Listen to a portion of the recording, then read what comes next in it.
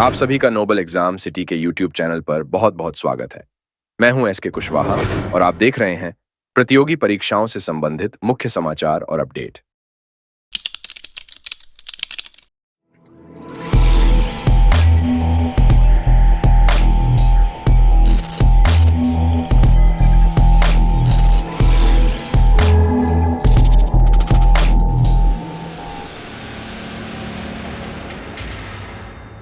आज का वीडियो सहायक सांख्यिकी अधिकारी भर्ती 2019 सेकंड लिस्ट के अभ्यर्थी भाइयों और बहनों के लिए है। इसमें हम बताएंगे कि डीवी के लिए आयोग द्वारा जारी प्रपत्र कैसे भरना है और कैसे पोस्ट प्रेफरेंस देना है, क्या-क्या डॉक्यूमेंट ले जाने हैं, इन सब पर विस्तार से चर्चा करेंगे।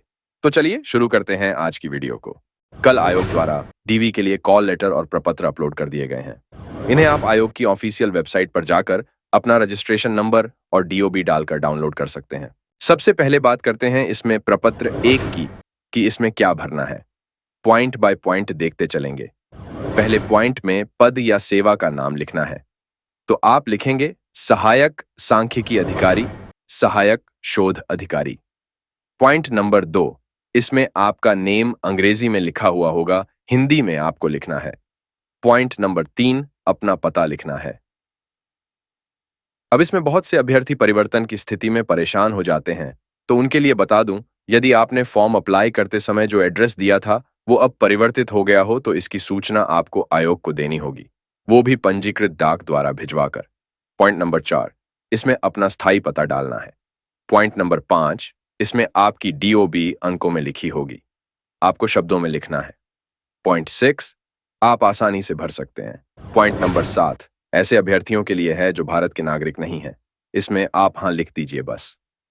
पॉइंट 8, इसमें आपको अपनी आरक्षण संबंधी जैसे कि जाति, कैटेगरी आदि की डिटेल्स देनी है।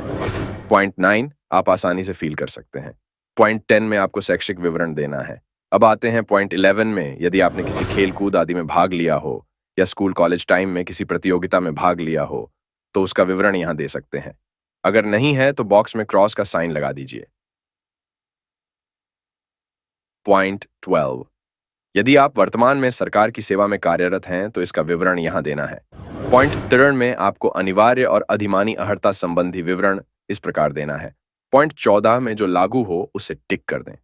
पॉइंट 15 में आपको अपने अनुसार विवरण दे देना है। पॉइंट नंबर 16 में आपके आवेदन पत्र में शुल्क जमा करने का जो ट्रांजैक्शन विवरण है उसको भरना है। अब नीचे अपना नाम, पता और सिग्नेचर करने हैं। अगला डॉक्यूमेंट प्रपत्र नंबर 2 है। ये एक अटेस्टेशन फॉर्म है। इसमें एक चेतावनी स्पष्ट रूप से दी गई है। इस प्रपत्र में कोई गलत सूचना देना या किसी तथ्यपूर्ण सूचना को छिपाना डिस्क्वालिफिकेशन समझा जाएगा और इससे उम्मीदवार शासकीय सेवा के लिए अनर्ह समझा जाएगा। इसलिए आप जो भी तथ्य हों इसमें उल्लेख कीजिए। इस फॉर्म को भरना बहुत ही आसान है।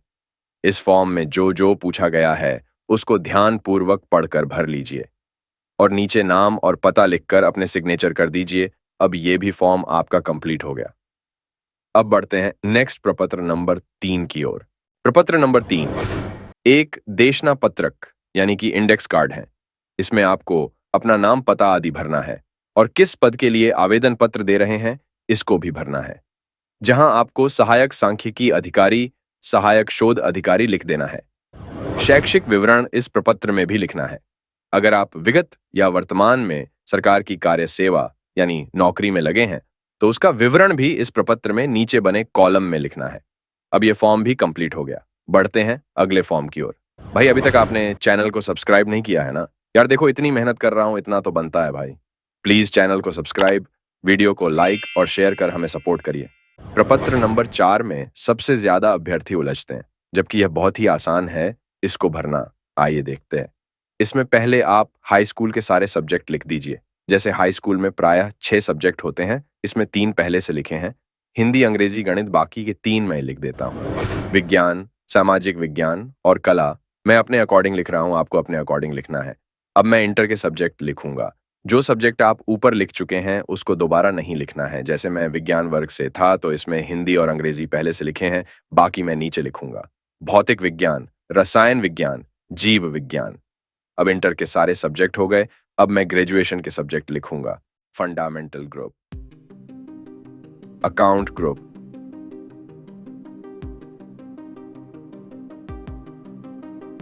Management group, economics group. अब हम पोस्ट ग्रेजुएशन के सब्जेक्ट लिखेंगे।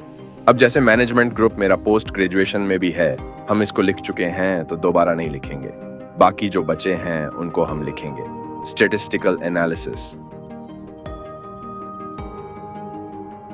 फाइनेंशियल मैनेजमेंट,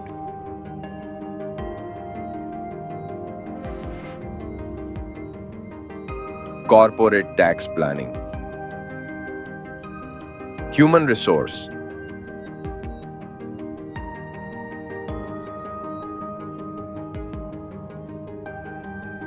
मैंने अपने सब्जेक्ट लिखे हैं, आपको अपने सब्जेक्ट लिखना है।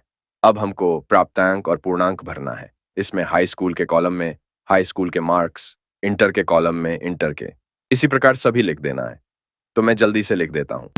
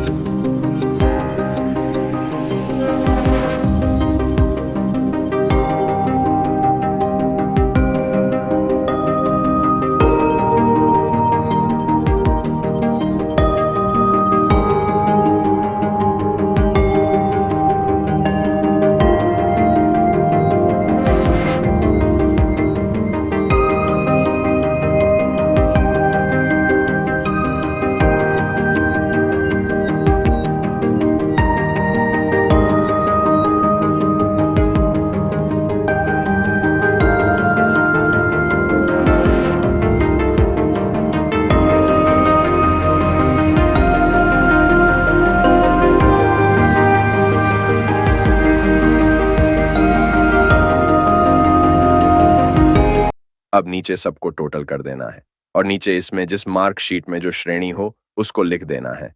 अब ये फॉर्म भी कंप्लीट हो गया। चलिए बढ़ते हैं अगले फॉर्म की ओर। अब अगला फॉर्म है पोस्ट प्रेफरेंस फॉर्म। सभी फॉर्म में आपका नाम, रजिस्ट्रेशन नंबर और रोल नंबर लिखा हुआ आएगा।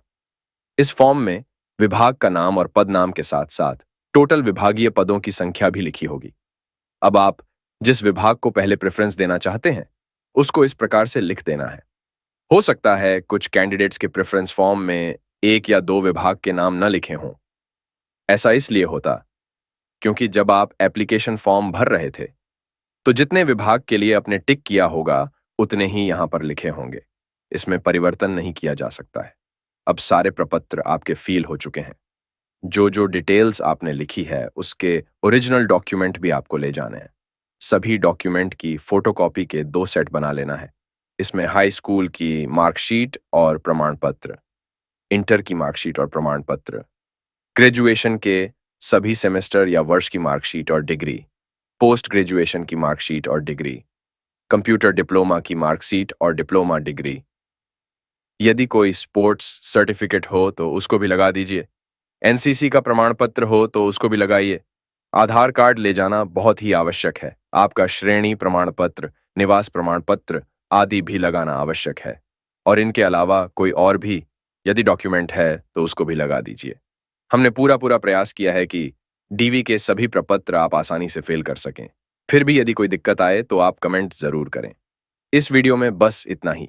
आप सभी का डॉक्यूमेंट वेरिफिकेशन अच्छे से हो, ऐसी हमारी शुभकामनाएं हैं। इस वीडियो को पिछले वीडियो की तरह लाइक और शेयर कर अपना प्यार जरूर देना। जल्द ही मिलते हैं अंतिम परिणाम की खुशखबरी के साथ। तब तक लिए नमस्कार। जय हिंद।